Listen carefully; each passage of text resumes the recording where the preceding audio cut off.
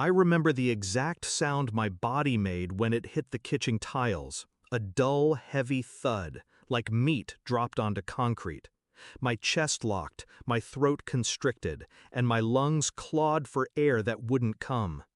"Quit being dramatic," my father barked, his voice sharp with annoyance instead of concern. He stood above me, arms crossed, disgust etched on his face. And my sister, she laughed, actually laughed. "Look at you, pathetic," she sneered, sipping her drink while I thrashed like a drowning animal. They thought it was a performance. But then the paramedics arrived. The EMT's eyes widened when he saw the blue creeping across my lips. His voice was clipped, urgent. "Call the police, now!" That's when the room shifted. My father's frown cracked into unease. My sister's smirk faltered. And I, half conscious on the floor, knew this wasn't the end of me. It was the beginning. I wasn't always the family target. There was a time when I believed blood meant loyalty, when I still thought my parents' approval was something I could earn. I bent over backward to please them, holidays, favors, silence when they ridiculed me. My sister thrived in that cruelty. She was the golden child, feeding on my humiliation. If I spoke up, my parents shut me down. If she cut me down, they laughed with her. But lately, the cruelty had sharpened into something darker. Meals that tasted off. A foggy weakness that settled into my limbs after family dinners. A bitterness in the water glass my sister poured only for me. I didn't say a word. Not yet. The night I collapsed wasn't random. It was their escalation. A slip too far. The hospital ran tests. At first, the doctors thought it was an allergic reaction. Then the toxicology came back. Traces of antifreeze. Antifreeze, the kind of poison that creeps into your organs silently, disguising itself as the flu, as fatigue, until it corrodes you from the inside out. The police connected the dots.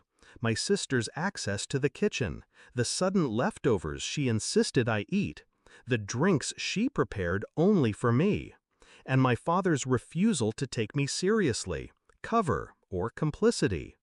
When they questioned her, she shrugged. It was a joke. She's so dramatic, she'd probably make herself sick just for attention. But jokes don't leave glycol in your blood. I didn't need to scream or beg for them to believe me. The science screamed for me. That's when my plan crystallized. Not just survival, revenge.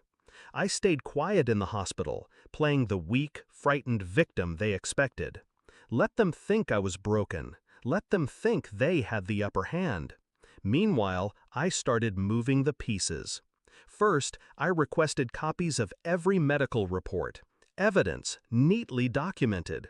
Second, I met with the detective handling my case privately, not to plead, no, to provide context, patterns, dates, the little slips I'd observed but hadn't voiced, the odd taste, the jokes about how I wouldn't last long in this family. And third, I began securing my future.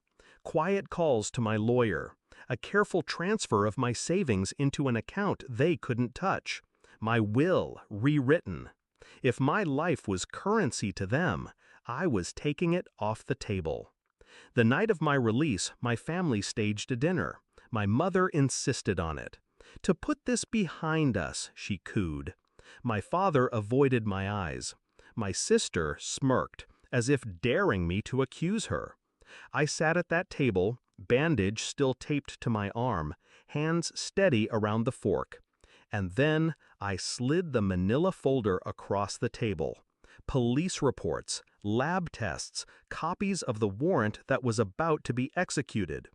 "You always said I was dramatic," I said softly, locking eyes with my father. Turns out I wasn't dramatic enough. My sister's face drained of color. My father finally looked small. My mother's hand trembled against her wineglass. And then, like I'd timed it, the knock at the door. Uniforms, badges, cold metal cuffs snapping shut on wrists that had pointed at me my whole life. Watching them taken away didn't fill me with joy. Joy is too light a word. It was vindication. The weight of years sliding off my chest. For once, I didn't need to scream to be heard. The silence in the dining room was enough. The fear in their eyes was enough.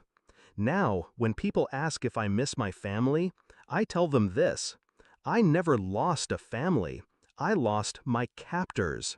And when I finally walked out of that house, head high, lungs full of clean air, I realized something.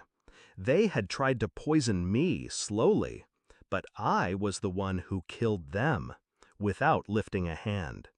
I just told the truth, and the truth was lethal.